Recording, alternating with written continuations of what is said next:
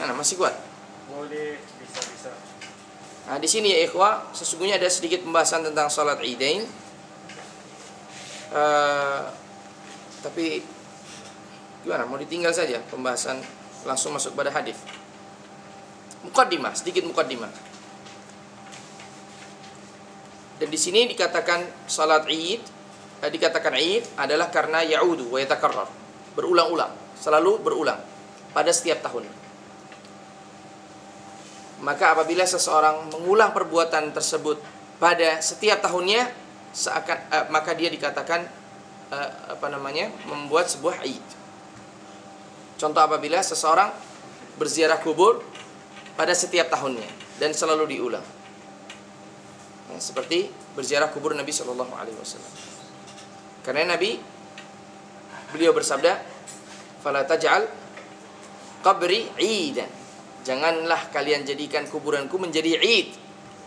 Yang mana kalian berziarah ke kuburanku itu setahun sekali, dan itu berulang-ulang setiap tahunnya. Ya. Di sini setiap bulan boleh. Setiap datang, setiap pergi, boleh-boleh saja. Tetapi setiap tahun tidak boleh, karena hal tersebut menjadi apa? Sebuah sunnah, menjadi sebuah Id. Padahal di sini Id kaum muslimin hanya dua, yaitu Idul Fitri dan Idul Adha.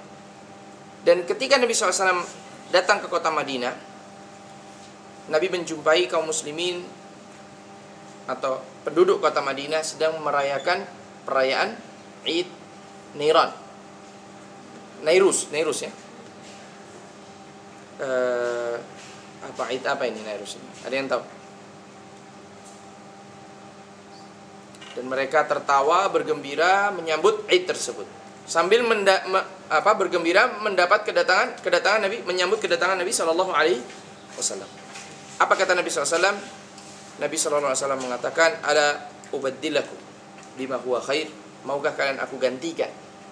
Perhatikan di sini, Id tersebut diingkari oleh Nabi Shallallahu Alaihi Wasallam dan digantikan dengan yang lebih baik, yaitu apa? Idul Fitri wa Idul Adha.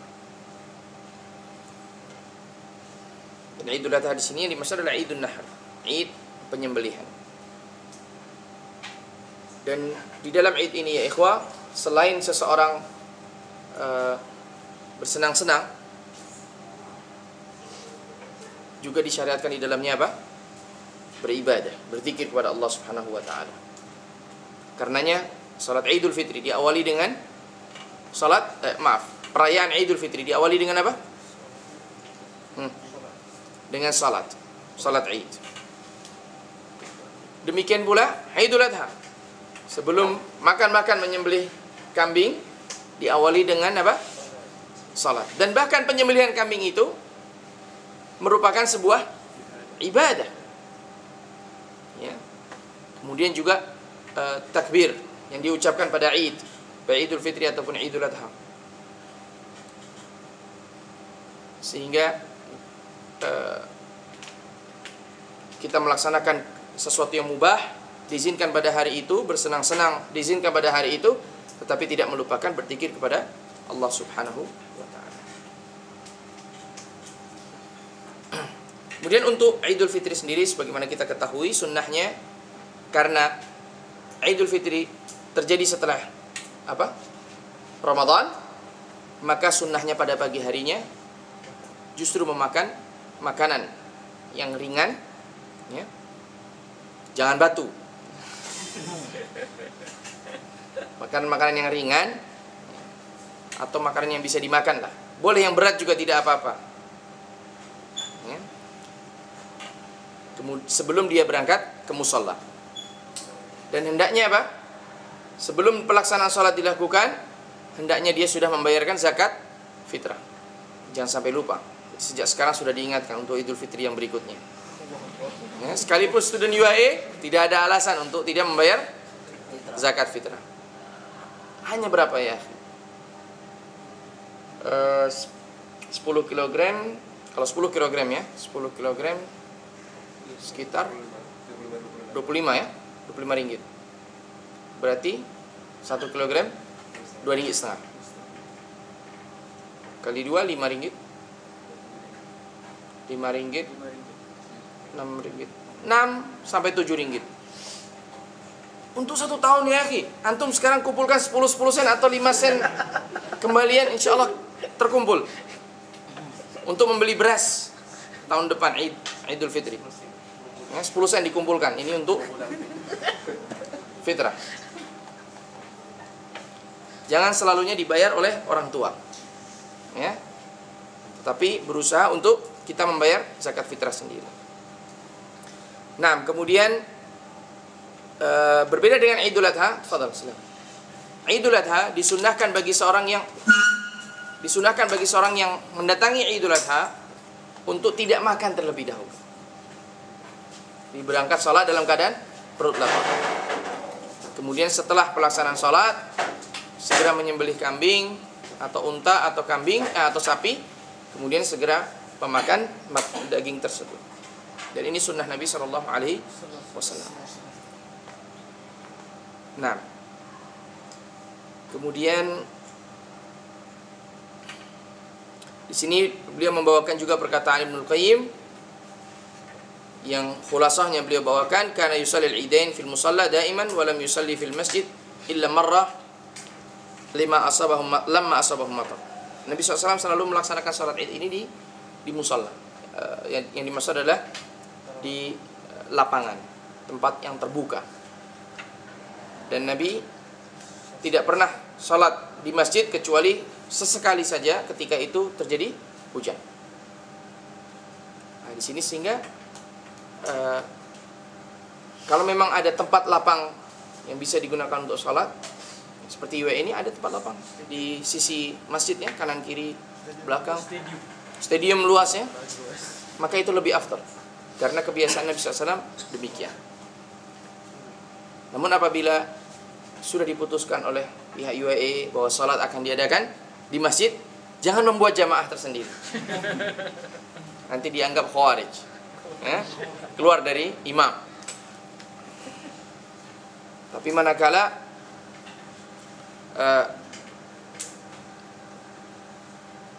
pihak UAE mengadakan di 2 tempat, maka saya sarankan kepada ikhwah untuk memilih yang di tempat terbuka. Karena ini kebiasaan Nabi Shallallahu Alaihi Wasallam. Wa kana yalbisu lil khuruj ila salatihi al-Eid ajmalu thiyabi. Nabi SAW juga menggunakan pakaian yang terbaik. Tidak harus baru, pakaian yang terbaik yang dimilikinya. Jadi pilih saja mana yang tidak robek, mana yang atau paling sedikit robeknya, yang dilihat orang paling bagus. Koyak Ustaz. Hah? Koyak. Ya, koyak. Kalau robek apa bedanya? Sama. Semua ketawa aja.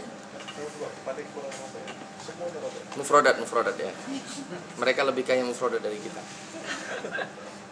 Nah, kemudian tadi sudah kita sebutkan ini masalah makan sebelum Idul Fitri dan berpuasa sebelum Idul Adha.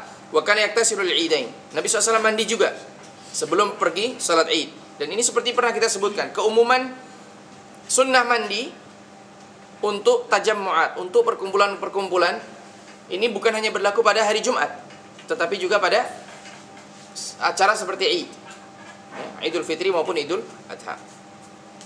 Dan Nabi pergi berjalan kaki. Beliau berangkat dari jalan yang satu, pulang jalan yang berbeda.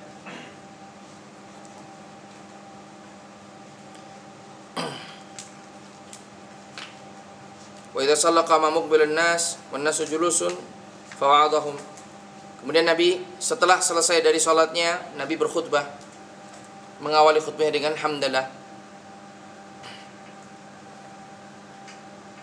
Dan Nabi memberikan keleluasaan bagi yang menghadiri salat Id untuk mendengarkan khutbah atau pulang bagi yang memiliki keperluan, ya. Faman syaa an yastami' falyastami', wa man syaa an yadhhab falyadhhab. Barang siapa yang mau duduk mendengarkan, hendaklah dia mendengarkan. Barang siapa yang ingin pergi, pergi. Tapi tidak duduk bicara sendiri, sebab ini akan mengganggu jamaah yang lain. Nah,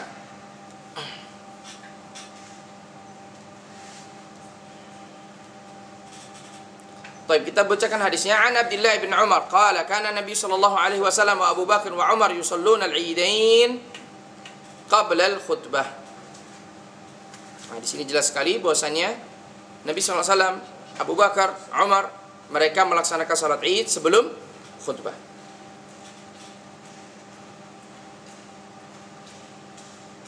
Dan inilah perbedaan antara salat khutbah Jum'ah dengan khutbah Id.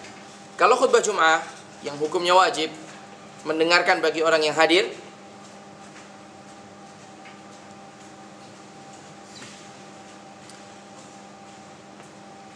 maka dilakukan di awal sebelum sholat. Sedangkan khutbah Id hukumnya sunnah mendengarkannya, maka dilakukan setelah sholat. Dan ini sunnah Nabi. Orang yang menyelisihinya tentu menyelisihi sunnah Nabi Shallallahu Alaihi Wasallam. Katakanlah mungkin ada di antara imam atau khatib yang tidak ingin jamaahnya pulang, mereka memilih mendahulukan khutbah. Maka dia telah menyelisihi sunnah. Menyelisihi sunnah lebih khafif didengar daripada lafaz bid'ah. Nah, antum yang bilang. Kana min adadi. Naam. Kemudian Taib, ini hadis yang bisa kita sampaikan pada Aidain. Insyaallah kita akan lanjutkan pembahasan Aidain pada kesempatan semester depan apabila diizinkan oleh Allah Subhanahu wa taala. Saya ucapkan selamat ya mengakhiri semester ini.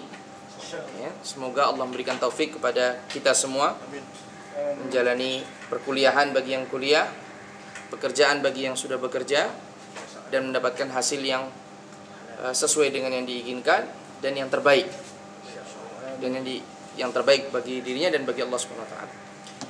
Kemudian semoga Allah memberikan kepada kita semua istiqamah selama liburan ini, tetap berusaha mencari liburan ya. Kalau masa libur, masa faragh biasanya kosong, kegiatan kosong. Berusaha untuk mencari kegiatan-kegiatan yang bermanfaat ya, baik mubah maupun yang sunnah,